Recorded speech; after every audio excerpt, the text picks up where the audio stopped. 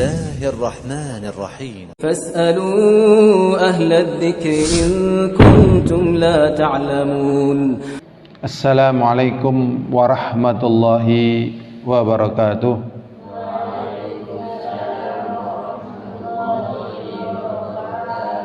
الحمد لله والشكر لله والصلاة والسلام على رسول الله محمد ابن عبد الله وعلى آله وأصحابه ومن تبعهم بإحسان إلى يوم الدين وبعد. Kita insyaallah di setiap hari Senin, kalau enggak juga hari Kamis, kita akan bahas kitab shalah yang ada di dalam kitab Bulughul Maram. As-shalah, salat secara bahasa adalah ad-du'a'u bi khair. Salat secara bahasa artinya adalah doa, ya, dengan doa kebaikan. Seperti di dalam firman Allah SWT, fasalli alaiha. Surat At-Taubah ayat 103, ya, surat At-Taubah ayat 103, Allah SWT mengatakan fasalli alaiha, dan salatlah untuk mereka. Fasalli alaihim, dan salatlah untuk mereka. Artinya adalah doakanlah mereka dan mintakanlah ampun untuk mereka. Jadi doakanlah dengan doa kebaikan untuk mereka dan mintakanlah ampun untuk mereka. Adapun secara syar'i itu merupakan salat karena maknanya menyeluruh.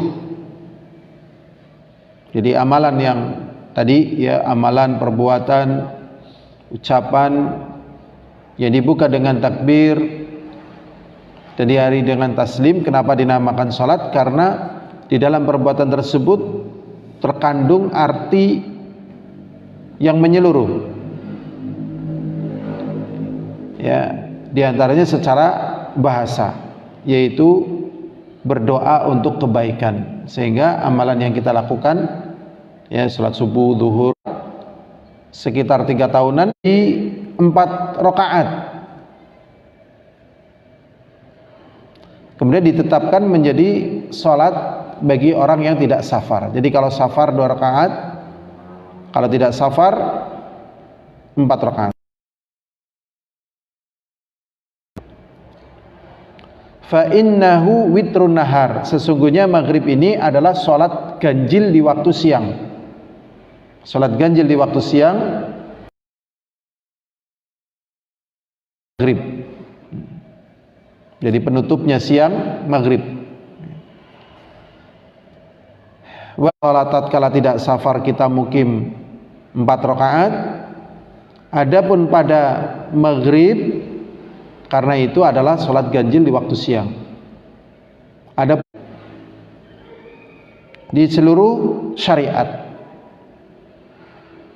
Jadi dari seluruh syariat itu sholat diwajibkan. Wallahu a'lam, mungkin maksudnya di sini adalah di seluruh syariat yang diturunkan kepada para nabi.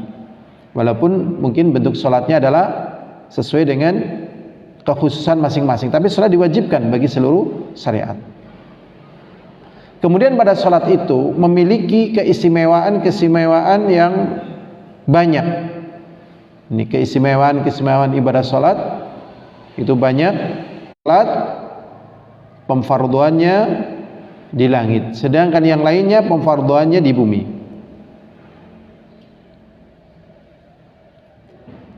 Kemudian yang dua, jadi beliau begini maksudnya. Jadi pada syariat kewajiban sholat ini memiliki keistimewaan dibandingkan seluruh kewajiban syariat yang Allah wajibkan kepada kita. Itu maksudnya begitu. Jadi bukan pada umat yang lain, tidak dibahas umat yang lain. Ya, ini dibahasnya adalah pada syariat yang Allah berikan kepada Nabi kita Muhammad SAW. Sedangkan yang pertama tadi, keistimewaannya sholat adalah diwajibkan di langit, sedangkan yang lainnya diwajibkan di bumi. Kemudian yang kedua, furidat minallahi ta'ala li rasulih sallallahu alaihi wasallam. Salat itu difardukan oleh Allah SWT kepada Rasulnya sallallahu alaihi wasallam.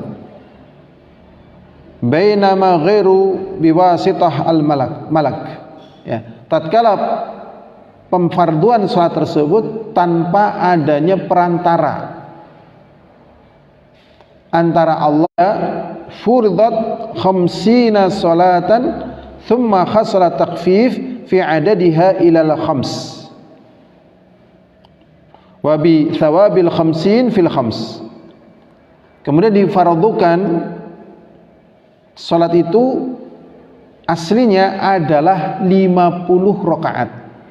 Jadi salat itu aslinya fardunya adalah 50 rakaat. Jumlah rakaatnya menjadi 5. Adapun pahalanya itu sama seperti 50 rakaat. Makanya jangan sampai kita meninggalkan apa? Salat.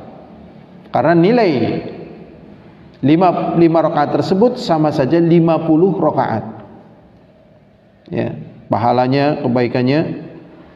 Sehingga kalau kita misalnya meninggalkan 2 rakaat, sama saja kita meninggalkan, bahasanya salat itu adalah rukun yang kedua dari rukun Islam. Jadi salat adalah rukun yang kedua setelah syahadah. Yang kelima, hiyal ghaya fil ubudiyah. Jadi puncak di dalam penghambaan seorang hamba kepada Allah. Wat tadallul, dan juga merendahkan diri, wal qurbu, dan juga di dalam mendekatkan diri minallahi ta'ala, kepada Allah Subhanahu wa ta'ala.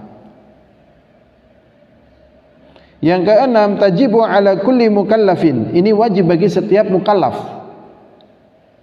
Bainama ghairuha minasyara'i. Tatkala ya, kewajiban salat tersebut ya, itu ditetapkan secara Al-Quran dan Sunnah dan Ijma'. Dan ini termasuk perkara yang memang diketahui orang tahu tentang wajibnya.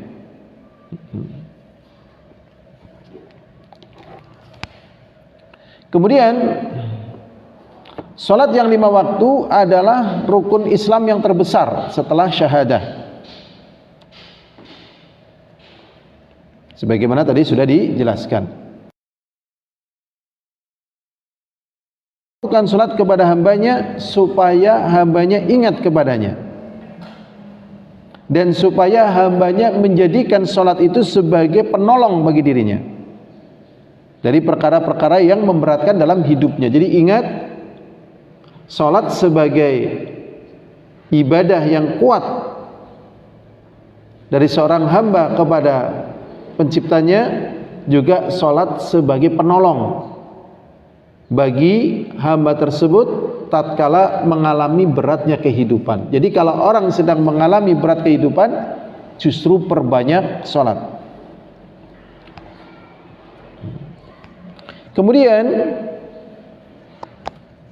masyarakat itu butuh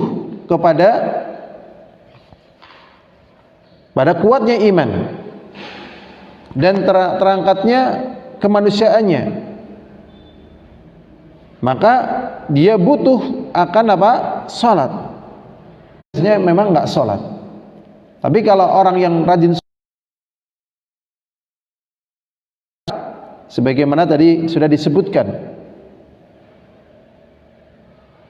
di sini disebutkan innal insan idza lam tusalli ruhahu bi khaliqiha. Maka apabila manusia tidak salat, maka tidak tersambung ruhnya dengan penciptanya. Maka akhirnya dia tidak mendapatkan yang dia anggap sebagai penolongnya adalah bunuh diri. Ini yang paling berbahaya.